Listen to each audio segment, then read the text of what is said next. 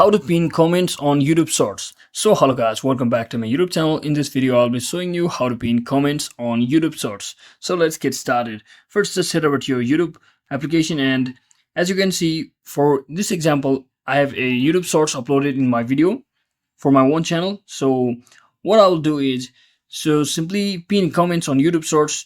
You actually have to head over to your YouTube comments, and as you can see I've commented this myself. So just tap on this three dot icon over here and you should see the option called pin. So just tap on this, and before we proceed on, since pinning is one of those advanced features which YouTube provides to all of its users, to pin comments and access all of our advanced features, which means the YouTube features, you must verify your channel. So approval usually takes just a few hours. So you can, first option, you can basically take a 6-second video of yourself to prove that you are a human and prove your verification, or you can take a photo of your ID, like a identity verification card, and or you can also do this, select this third option, which is, as you use YouTube and follow your community guidelines, you will build a channel history. So once you have enough history, they will automatically unlock the features, and it usually takes 2 months of active use. So you can basically choose any one of these options and simply click on next,